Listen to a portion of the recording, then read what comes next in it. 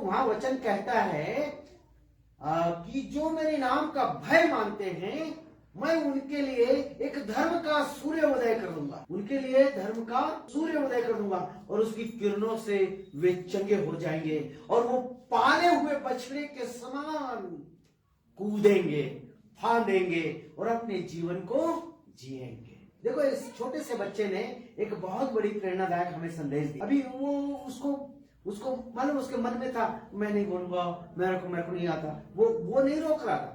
जो शैतान नहीं चाहता कि हम परमेश्वर का काम करें।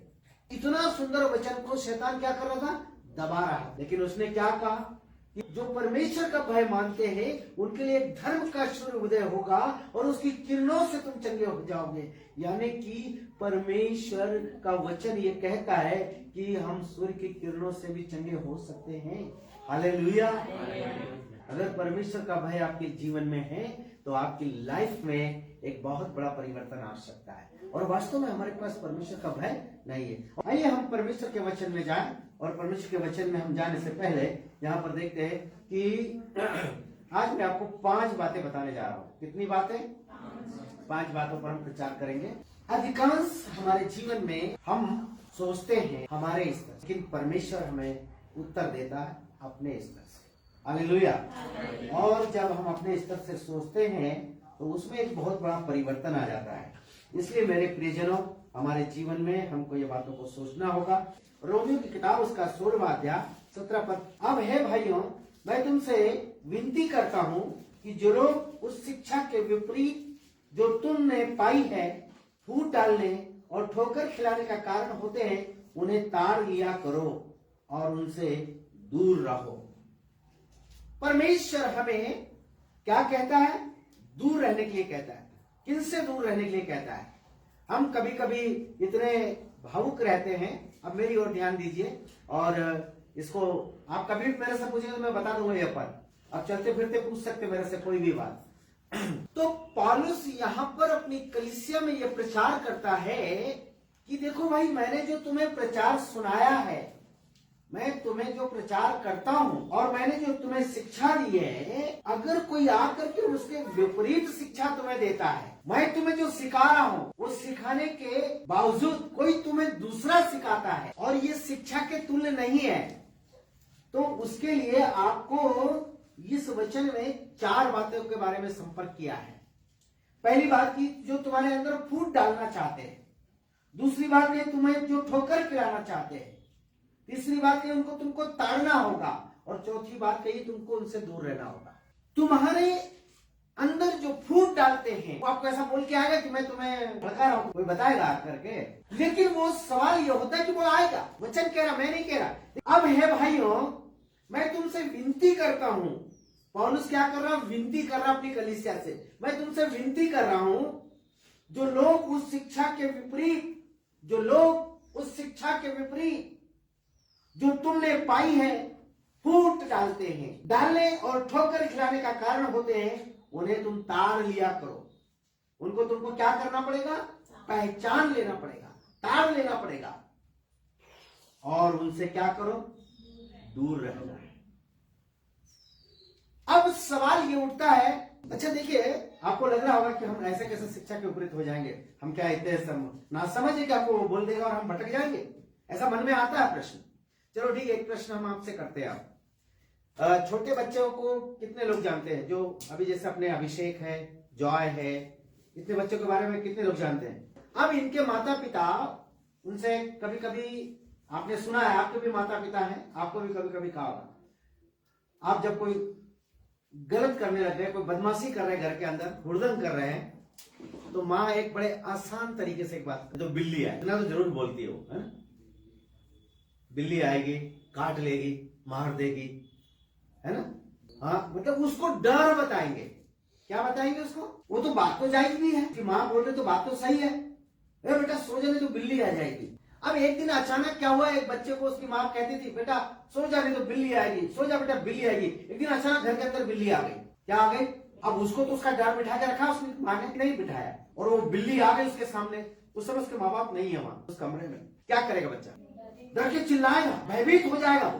कोई आएगा आपको शिक्षा के विरुद्ध भड़काएगा, आपके कान में वो बात डाल जाएगा और धीरे धीरे वो काम करने लगेगी और फिर आप अपने चर्च के विरोध में और अपने संगति के विरोध में खड़े हो जाएंगे और आप भटक जाएंगे। Hallelujah, hallelujah.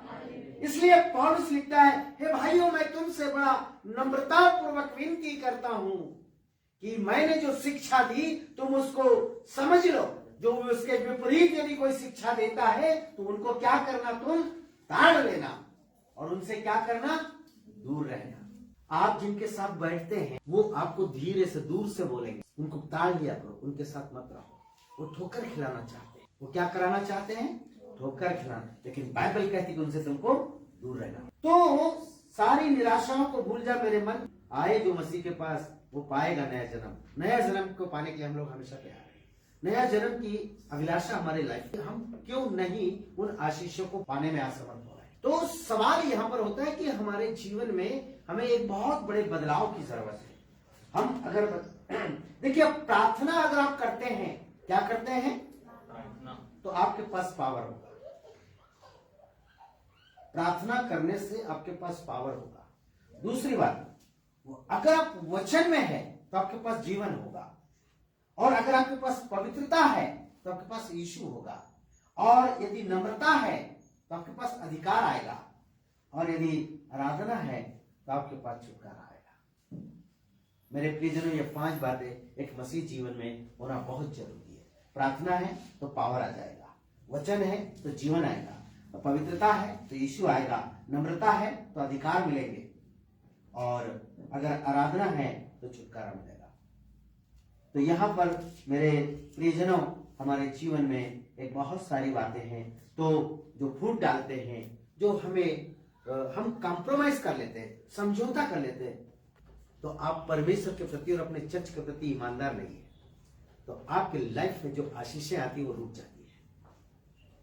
हालेलुया। बात छोटी सी है, आप उन्हें नहीं पहचान पा रहे, जो फूट डालना चाहते और उनसे दूर नहीं रहना चाहते, उनसे समझौता करना चाहते हैं, उनके साथ में रहना चाहते हैं, उनको आप खुश करना चाहते हैं, आप अपनी आशीष को खो रहे हैं। आप अपने ही आशीष से वंचित हो रहे हैं। आपके बच्चों को जो आशीष मिलना चाहिए, आपको जो आशीष मिलना चाहिए, उससे आप वंचित हो रहे हैं। बाइबल कहती कि उनसे दूर रहो, लेकिन हम मनुष्यों को खुश करना चाहते हैं, और बाइबल कहती कि मनुष्यों को खुश करने की अपेक्षा तुम्हें परमेश्वर को खुश करना चाहिए। Hallelujah, hallelujah. तो उससे क्या हो रहा है कि हम अपना खुद का नुकसान कर रहे हैं। अब यहां पर लिखा है, अब हे भाइयों, मैं तुमसे विनती करता हूं कि जो लोग उस शिक्षा के विपरीत जो तुमने पाई है, फूट डालने और ठोकर खिलाने का कारण बनते हैं, उन्हें ताड़ लिया करो और उनसे तुम दूर रहो।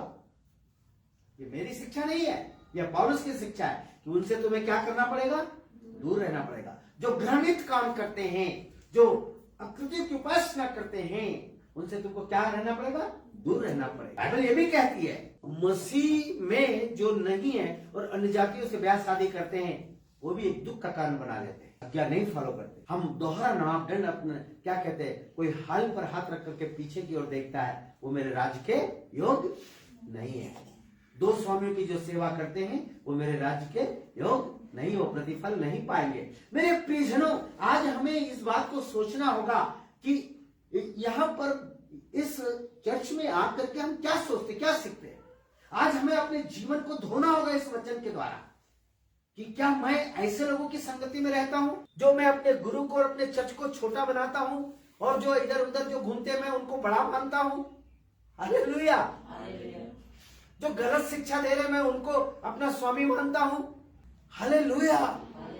तो उसमें उनका नुकसान नहीं है, वो हमारे लाइफ में हमें ही आशीष से वंचित कर रहे हैं। वो नकली दवाई को बेच करके हमारे जीवन में इस बीज को बो रहे हैं। मेरे प्रियजन, हमें किनसे दूर रहना चाहिए, जो फूट डालते हैं, जो हमें परमेश्वर के वचन से अलग करना चाहते हैं।